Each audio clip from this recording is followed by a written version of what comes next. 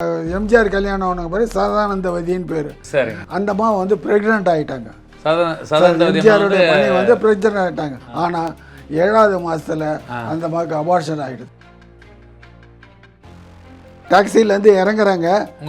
அம்மா குழந்தைய வாங்கிட்டு அம்மா குடுமா குழந்தைய குடுமா சொல்லி வாங்கி எடுத்துட்டு கொண்டு வந்து மேலே கொண்டு வந்து கொடுக்குற வரைக்கும் எம்ஜிஆர் தான் தன் கையில் கொண்டு வந்து கொடுத்தாரு.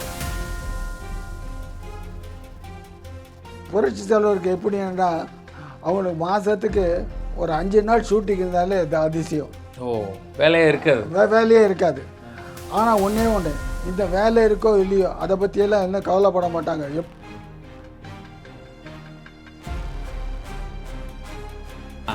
என்ன வசதிகள் வந்தாலும் அவர் வந்து தனிப்பட்ட முறையில் வேஸ்ட்டாக பணத்தை செலவு பண்ண மாட்டாங்க.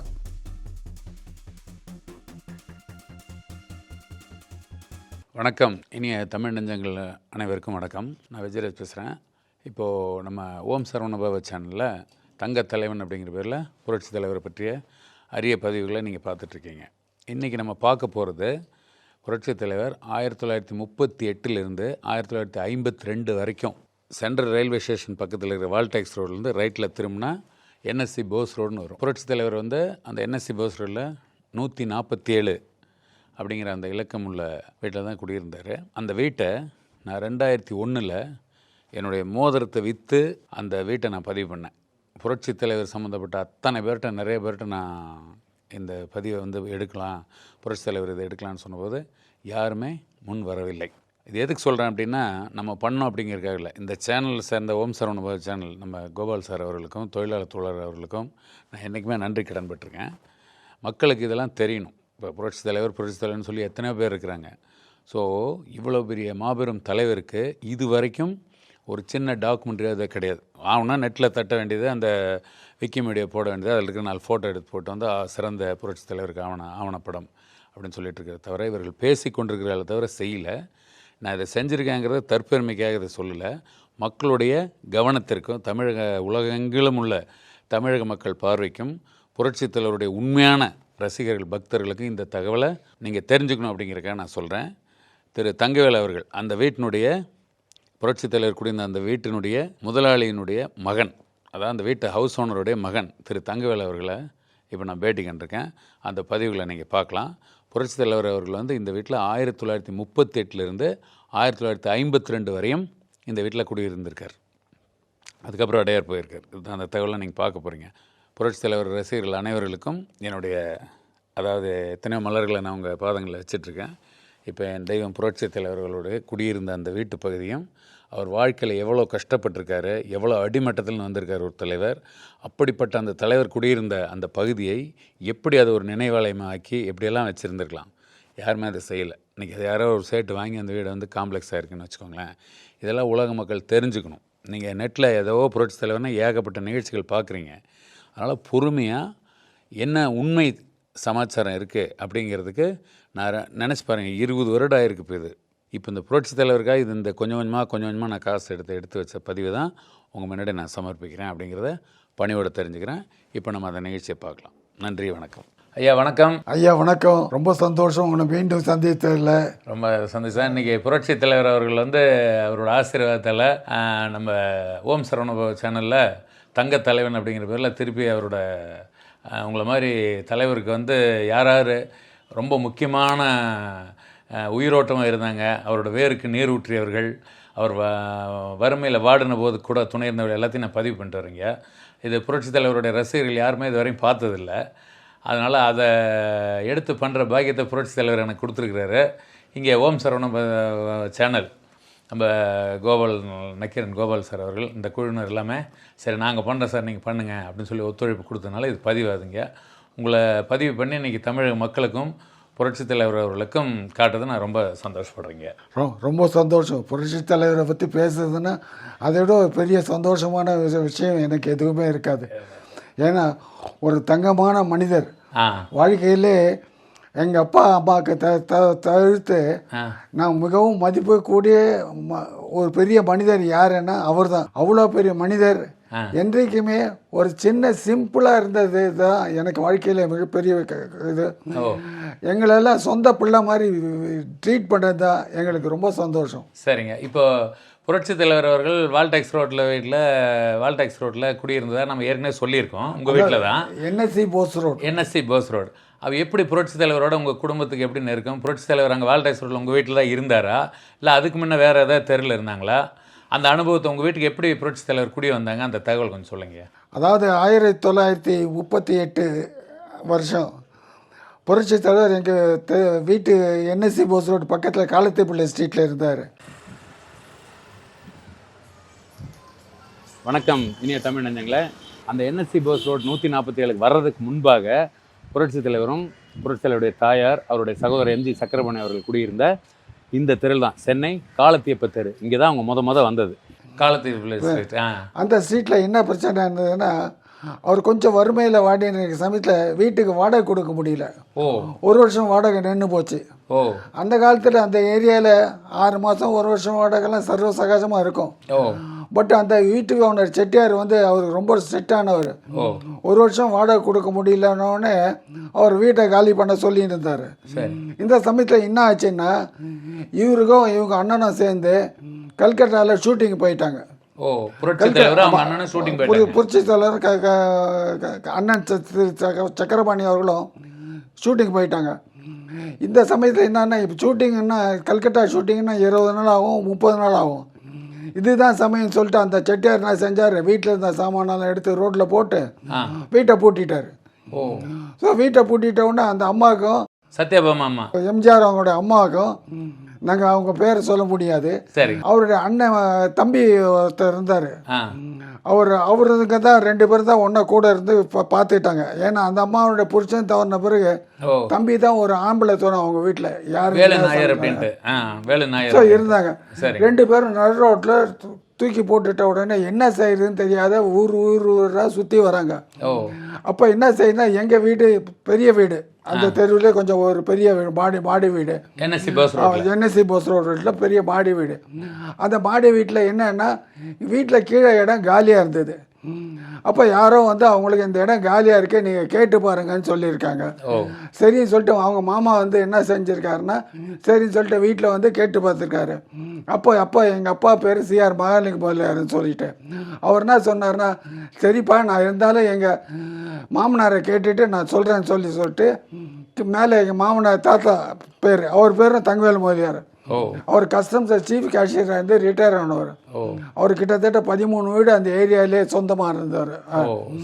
ஸோ அவர் என்ன சொன்னார், என்னப்பா இன்னைக்கு கொடுக்கறது தயாராக இருக்கேன், பட் சினிமா நடிகர்ன்றீங்க, சினிமாவில் ஆக்ட் பண்ணுறாங்கன்றீங்களே, 2வது மலையாளி சொன்னீங்களே, கொஞ்சம் பார்த்து சொல்ல. இல்லைப்பா, அந்த அம்மாவனுடைய ஹஸ்பண்ட் மேஜிஸ்ட்ரேட்டாக இருந்து ஸ்ரீலங்காவில் இறந்துட்டாராம். தனியாக பிள்ளைங்களை வளர்த்து கொண்டு வளர்த்து வராங்க. பிள்ளைங்களை நல்ல ஃபேமிலி சேர்ந்து எல்லாரும் சொல்கிறாங்க. அதனால் நம்ம வீட்டை விட்டால் அது ஒன்றும் பெரிய பிரச்சனை இல்லை. சரின்னு சொல்லிட்டு அப்பா என்ன சொல்கிறார், தாத்தா சரி இல்லை, நீ எல்லாம் உனக்கு தான் சொந்தம், நீ என்ன செஞ்சு பார்த்து செய்யறியோ செஞ்சு அதுக்கேற்ற மாதிரி செய்யும் சரி சொல்கிறேன்னு. அப்போ அவங்க 2 பேருக்கு வீடை கொடுக்குறாங்க. வீடை கொடுத்த உடனே வீட்டில் செட்டில் ஆகிறாங்க. ஷூட்டிங் முடிஞ்சு 2 பேரும் வர்றாங்க, அண்ணன் தம்பி 2 பேரும் பழைய வீட்டுக்கு போனால் பழைய வீடு பூட்டி கிடைக்குது. அந்த காலத்தேப்பிள்ளை ஸ்ட்ரீட் வீடு பூட்டி கிடைக்குது. 2 பேரும் ஓன்னு அழுகுறாங்க. என்னடான்னு கேட்டால், அம்மா மாமாவை தனியாக விட்டுட்டு போயிட்டோமே, எங்கே போனாங்களோ ஏது போனாங்களோ தெரியலன்னு சொல்லிட்டு அழுகுறாங்க.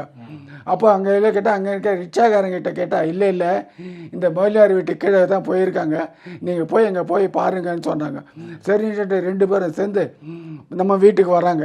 147 என்எஸ்சி போஸ் ரோடு, அதான் நம்ம வீட்டு அட்ரஸ். வீட்டுக்கு ஸோ அந்த வீட்டுக்கு வராங்க. வீட்டுக்கு பார்த்தா 2 பேர், மாமாவை கட்டிட்டு பெரியவர் அழுகுறாரு, அம்மாவை கட்டிட்டு சின்னவர் அழுகுறாரு. வீடு பூரா ஓன்னு சத்த கட்டோடு எங்கள் அம்மா என்னமோ ஏதோன்னு பயந்து போய் கீழே இறங்கி பார்த்தா 2 பேரும் ஒருத்தர் கட்டிட்டு அழுகுறாங்க, சிரிக்கிறாங்க எங்கள் அம்மா. அப்புறம் தான் சொல்கிறாங்க, அம்மா சொல்கிறாங்க, ஒன்றும் இல்லைப்பா, நல்லா இருக்கேன், ஒன்றும் கவலைப்படாதீங்க, நீங்கள் தாராளமாக இங்கே இருக்கலாம், நாங்கள் பார்த்து மாமாவை நாங்கள் பார்த்துக்கிறோம், பார்த்துக்கிறோம், நீங்கள் ஒன்றும் கவலைப்படாதீங்க, பண்ணாதீங்க அப்படின்னு சொன்னோன்னே அவங்களுக்கு ஒரு ரொம்ப சந்தோஷம். அம்மா பார்த்து ரொம்ப கும்பிட்டு போடுறாங்க. அவர் பெரியவர் வந்து, அம்மா நீங்கள் எங்களுக்கு ஒரு தங்கச்சி யாரும் இல்லை, ஆனால் நீங்கள் தான் ஒரு தங்கச்சி மாதிரிங்க. இவர் எம்ஜிஆரோ, அம்மா நீங்கள் கவலையே படாதீங்க, நாங்கள் வந்து உங்கள் வீட்டை பத்திரமா பார்த்துப்போம், ஒன்றும் கவலைப்படாதீங்க அப்படின்றாங்க. இதுதான் நடந்தது. இந்த பிரச்சனைகளில் வீட்டில் வந்து செட்டில் ஆனாங்க. வீட்டில் செட்டில் ஆனாங்க. அதுக்கப்புறம் புரட்சி தலைவர் வந்து எப்படி சினிமாவுக்கு வாய்ப்பு தேடினால ஒத்தவாட தேட்டர் பக்கத்தில் இருந்தது. புரட்சி தலைவருக்கு எப்படின்னா, அவங்களுக்கு மாதத்துக்கு ஒரு 5 நாள் ஷூட்டிங் இருந்தாலே இது அதிசயம். வேலையே இருக்காது. வேலையே இருக்காது. ஆனால் ஒன்றே ஒன்று, இந்த வேலை இருக்கோ இல்லையோ அதை பற்றியெல்லாம் என்ன கவலைப்பட மாட்டாங்க. எப்போவுமே ஒரு மாதிரி வாழ்க்கையில் எப்படியாவது முன்னுக்கு வரணும்னு ஒரு வெறியோடு இருப்பாங்க. அவங்க எம்ஜிஆர் அவர் அண்ணனும் இருப்பாங்க. ஸோ 2 பேருக்கும் இந்த பிரச்சனைகள் இந்த சமயத்தில் இவங்க என்ன செய்வாங்கன்னா, ஷூட்டிங்க்கு போவாங்க. ஷூட்டிங் போய் ஒத்தவாட தேட்டரில் ட்ராமாஸ் நடக்கும். அந்த ட்ராமாவில் நடந்ததுன்னா ஏதோ பணம் வரும். அந்த பணம் ஒன்றும் ஷூட்டிங் இருந்தால் தான் பணம் போக முடியும். ஷூட்டிங் போகிறதுக்கு பைசா இருக்காது. என்ன செய்வார் அவங்க அம்மா என்ன செய்வாங்கன்னாங்கன்னா, ஷூட்டிங் ஆர்டர் வந்த உடனே செய்வாங்க, கிருஷ்ணவேணி அம்மான்னு சொல்லிட்டு எங்கள் அம்மா பேர் சொல்லி கூப்பிடுவாங்க. உங்கள் அம்மா பேர் சொல்லி கூப்பிடுவாங்க. சத்யபாமா உங்களை கூப்பிடுவாங்க. என்னம்மா அப்படி அம்மான்னு தான் கூப்பிடுவாங்க. எங்கள் அம்மா என்னம்மா வந்து கூப்பிடுவாங்க. அப்போ அவங்க சொல்லுவாங்க, இல்லைப்பா பசங்க 2 பேரும் ஷூட்டிங் போகிறாங்க, பிள்ளைங்க தம்பிங்க, அதனால் இவங்க வந்து போயிட்டு வரதுக்கு பஸ் ஃபேர் இருக்குது இல்லை, அதனால் நீ பைசா நீ யூஸ்வலாக கொடுப்பியே அந்த பைசா கொடு அப்படின்னாங்க. உடனே அம்மா சொல்லுவாங்க, எப்போவுமே அம்மாவுக்கு நான் ஒரு சென்டிமெண்ட்டுன்னா வெள்ளி காயின் கொடுத்தா 1 ரூபா கொடுத்தா நல்லது நடக்கும் என்று தாத்தா சொல்லியிருக்காரு. அதனால் அம்மா வந்து ஒரு வெள்ளி காயின் எடுத்துகிட்டு வந்து அம்மா கிட்ட கொடுப்பாங்க. அம்மா வந்து எம்ஜிஆர் கிட்ட கொடுப்பாங்க. எம்ஜிஆரும் அவங்க அண்ணனும் எடுத்து போய் சினிமா ஷூட்டிங் முடிச்சுட்டு வருவாங்க. இதில் என்ன ஒரு பெரிய விசேஷம்னா, அன்றைக்கி ஷூட்டிங் முடித்து வந்த உடனே கையில் திரும்பி வந்த உடனே முதல் வேலை ஒரு 20 ரூபா 30 ரூபா ஷூட்டிங் பணம் வரும். அந்த பணத்தில் முதல் வேலை 1 ரூபா கொண்டு வந்து திருப்பி கொடுப்பாங்க. அந்த வாங்கின காசு கரெக்டாக கொடுக்கறது. எம்ஜிஆருடைய அம்மாவனுடைய கொள்கை என்னன்னா, கையில் பணம் இருந்ததுன்னா வாங்கின கடனை இருக்கக்கூடாது. அந்த கடனை தீர்த்து மிச்ச பைசா தான் செலவு பண்ணணுங்க. ஸோ அந்த பைசா 1 ரூபா திருப்பி கொடுத்துட்டு மிச்ச பணத்தில் மளிகை சாமானை வாங்கி 1 வாரத்துக்கு வேண்டிய மளிகை சாமான்லாம் வாங்கி சாப்பிடுவாங்க. இப்படியே இவங்க காலத்தை ஓட்டிட்டு வந்தாங்க. அந்த மாதிரி ஓட்டு வந்தாங்க. வருமானம் இல்லாத போது எப்படி இருந்தது? வீட்டில் எப்படி சாப்பாட்டுக்கெல்லாம் எப்படி கஷ்டப்பட்டாருங்க? வருமானம் இல்லாத சமயத்தில் சாப்பாடு கஷ்டம்டான்னா, நம்ம வீட்டில் எப்போவுமே கஞ்சி வடிப்போம். உங்கள் வீட்டில் கஞ்சி வடிப்போம். அந்த கஞ்சி வந்து அம்மா வந்து கரெக்டாக 11:30 மணிக்கு குரல் கொடுப்பாங்க கீழே இருந்து. எம்ஜிஆருடைய அம்மா, கிருஷ்ணவேணி சாப்பாடு வடிச்சிட்டியாண்டா, அம்மா வடிச்சிட்டம்மா, ஏதோ கஞ்சி கொண்டு வரமான்னுவாங்க. அந்த கஞ்சியை கொண்டு வந்து அம்மா கிட்ட கொடுத்தா, அது ஒரு பித்தளை பாத்திரம். அந்த பித்தளை பாத்திரத்தில் கஞ்சியை கொண்டு வந்து கொடுத்தா, அந்த கஞ்சியை எடுத்து போய் கொடுத்து அது மேலே இருக்க ஏடெல்லாம் எடுத்துட்டு அலசி உப்பு போட்டு 2 பேரும் 3 தாத்தா மாமா 4 பேரும் சேர்ந்து நிம்மதியாக சாப்பிட்ருவாங்க. ஃபேமிலிஸ் லேடிஸ் இருப்பாங்கல்ல, அவங்களும் அந்த கஞ்சியை சாப்பிட்டுட்டு சைலண்ட்டாக இருப்பாங்க. ஒரு இடத்துல கூட கடன் வாங்கி ஏதாவது சாப்பிட்ணும், நல்லபடியாக அனுபவிக்கணும் திங்க் பண்ணதே இல்லை. எப்படி தான் இப்படி வாழ்க்கை நடத்துனாங்கன்னு எனக்கே இன்னும் புரியாத புத்திராக இருக்குது. அதாவது உங்கள் அம்மா கொண்டு வந்து கொடுத்த கஞ்சியை புரட்சி தலைவர், அவங்க அம்மா, அவங்க புரட்சி தலைவரோட மாமா, புரட்சிகளோட அண்ணன் எல்லாமே சாப்பிட்டுட்டு பேசாம இருப்பாங்க. இப்போ லேடிஸ் 2 ஒய்ஃப் இருப்பாங்க இல்லையா, அண்ணன் ஒய்ஃபு தம்பி ஒய்ஃபு அண்ணி இருப்பாங்க. அவங்க எல்லாருமே உட்காந்து அதே கஞ்சியை சாப்பிடுவாங்க. கஞ்சியை சாப்பிட்டு பேசாம இருப்பாங்க. எங்கேயும் போய் கேட்டு பக்கத்து வீட்டில் போயோ அண்டா வீட்டில் போயோ எதுக்கிட்டு கடன் வாங்கி சாப்பிட்டதே எனக்கு தெரிஞ்சு கிடையவே. அந்த இதை கூட பேசாமல் இருப்பாங்க. அப்போ அதுக்கப்புறம் தொடர்ந்து வருமானம் எப்படிங்க? அதுக்கப்புறம் நடிச்சாரா? இல்லை, கொஞ்சமாக நிறைய படங்கள் வர ஆரம்பித்த உடனே நல்ல ஓரளவு கொஞ்சம் வசதிகள் வர ஆரம்பிச்சது. என்ன வசதிகள் வந்தாலும் அவர் வந்து தனிப்பட்ட முறையில் வேஸ்ட்டாக பணத்தை செலவு பண்ண மாட்டாங்க. ரொம்ப ஸ்ட்ரிக்டாக கரெக்டாக செலவு பண்ணுவாங்க. வேண்டிய பணத்தை சேமித்து வைப்பாங்க. சேவிங்ஸில் எம்ஜிஆர் மாதிரி ஒரு ஆளை நீங்கள் பார்க்கவே முடியாது. நம்ம அவ்வளோ ஸ்ட்ரிக்டாக எல்லா பைசாவும் போக கணக்கு பார்த்து எழுதி அதை பத்திரமா சேமித்து வச்சு கஷ்டப்பட்ட காலத்தில் அதுலேருந்து எடுத்து வச்சு வீட்டுக்கு வேண்டிய பொருளெல்லாம் வாங்கி செலவு பண்ணுவார். ரொம்ப ரொம்ப ஸ்ட்ரிக்டான மனுஷன், ரொம்ப தங்கமான மனுஷன். இப்போ வந்து வீட்டில் அவர் எப்படி இப்போ அந்த பண்டிகைலாம் கொண்டாடுவாங்களாங்க? ஏதாவது வீட்டில் வந்து அவர் மலையாளிஸ்ன்றதுனால மேஜராக கொண்டாடுறது வந்து விஷுவும் ஓணமும். விஷு ஓணம் பண்டிகை ரெண்டும் கொண்டாடுவாங்க. தீபாவளி எல்லாரும் கொண்டாடுறதுனால தீபாவளி கொண்டாடுவார். ஏன்னா பசங்களுக்கோசரம் அந்த பட்டாசு வாங்கி கோசம் தீபாவளி கொண்டாடுவார். அதோட முக்கியமாக அவர் கொண்டாடுறது என்னன்னா அவங்க வீட்டில் பர்த்டே பார்ட்டி, பிறந்த நாள். ஒவ்வொரு குழந்தைங்களுக்கும் பிறந்த நாள், அவங்க பிறந்த நாள் எல்லாமே ரொம்ப கிராண்டாக செலிப்ரேட் பண்ணுவாங்க. அது தலைவரோட அண்ணன் பொண்ணுங்க பசங்க, அண்ணன் பசங்க சக்கரபாணி அவர்களுடைய பசங்க. இது வரைக்கும் நான் வந்து எவ்வளோ கேள்விப்பட்டிருக்கேன். பிறந்த நாளை அந்த காலத்தில் எவ்வளோ அழகாக கொண்டாடினது கேள்விப்படாத ஒரு பெரிய புதுமையாக இருந்தது. இருந்தாலும் பிள்ளைங்களுக்கு ஒரு அந்த ஒரு பிறந்த நாளுக்கு வந்தால் ரொம்ப குஷியாக இருப்பாங்க. சரிங்க. அங்கே வந்து கோயில்கள்லாம் போவாருங்களா பக்கத்தில்? அங்கே வேல்டெக்ஸ் ரோட்டில் அந்த கோயில் ஏதாவது? கோயில்ன்றது ரொம்ப அதிகமாக போக மாட்டார். பட் அங்கே சின்ன கடம்பன் கோயில் ஒன்று இருக்கு, அந்த கோயிலுக்கு போவார். அங்கே பக்கத்தில் இருக்க முருகன் கோயிலுக்கு போவார். அவ்வளோதான். குமரகோட்டம், நம்ம குமரகோட்டம். வணக்கம் தமிழ் நன்றிங்களா. இப்போ நீங்கள் பார்க்குறது கந்தகோட்டம், சென்னையில் கேள்விப்பட்டிருப்பீங்க. இது வந்து குமரகோட்டம் அப்படின்னு சொல்லுது. புரட்சி தலைவர் அவருடைய தாயார் சத்யபாமா அவர்கள் வந்து இங்கே இந்த முருகனை வழிபட்டிருக்காங்க. புரட்சி தலைவர் தினந்தோறும் வழிபட்ட ஒரு ஆலயம் சென்னையில் தலைவர் குடியிருந்த NSC போஸ் ரோட்டில் இருக்கிற குமரகோட்டம்.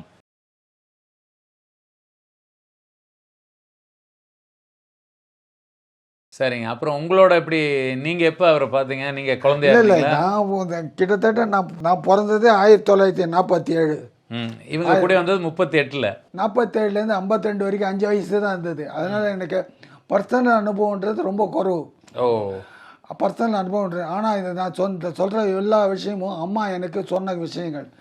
இந்த விஷயங்கள் பூரா அம்மா சொன்ன விஷயத்தை வச்சு தான் நான் உங்களுக்கு விவரமாக சொல்கிறேன். நீங்கள் பிறந்ததுக்கப்புறம், நீங்கள் பிறக்கும் போதில் அவர் அங்கே தானே இருந்திருப்பாரு? இல்லை, நாங்கள் வந்து சொல்ல போனால் முதல்ல குழந்தையாக பிறந்து நீங்கள் அந்த வீட்டில் எங்கள் அம்மாவுக்கு பிறந்து எங்கள் வீட்டில் எங்கள் அம்மா கொண்டு வர சமயத்தில் இந்த வீட்டில் முதல்ல கையில் வாங்கி என்னை வீட்டில் கொண்டு போனதே எம்ஜிஆர் தான். அதனால குழந்தையா இருக்கும்போது உங்களை வாங்கினது.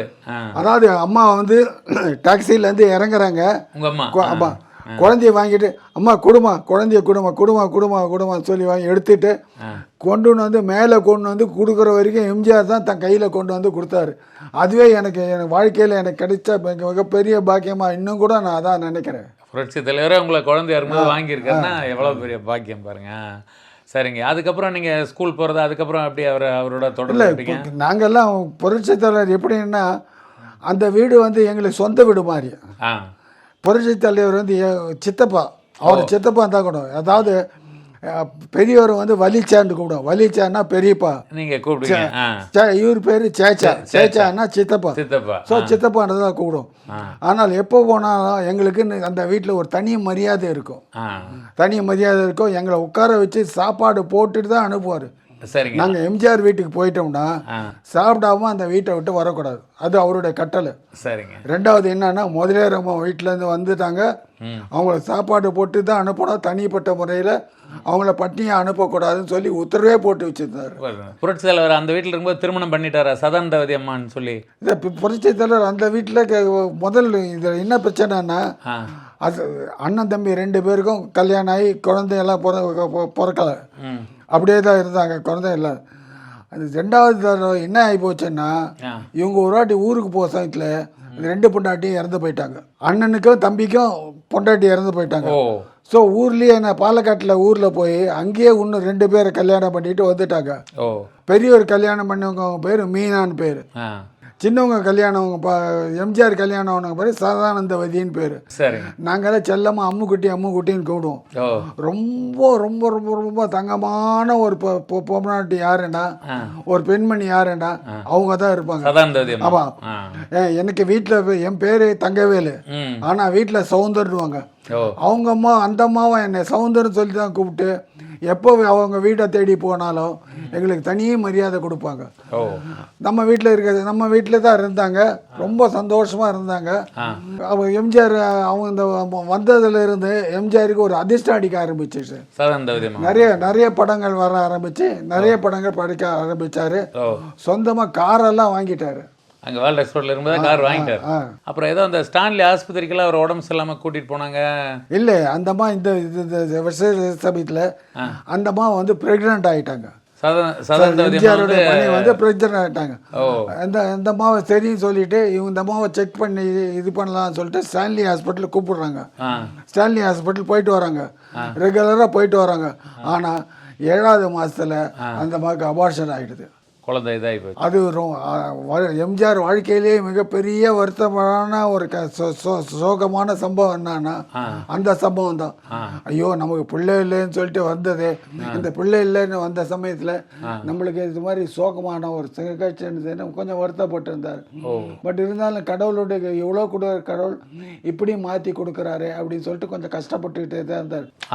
அந்த இன்சிடென்ட்டுக்கு அப்புறம் இவ்வளோ விஷயம் இருந்து கொடுத்த கடவுள் நம்மளுக்கு ஏன் இது கொடுக்கலன்னு சொல்லிட்டு அவர் மனசில் ஒரு கேள்விக்குறியாகவே இருந்துகிட்டே வந்தது.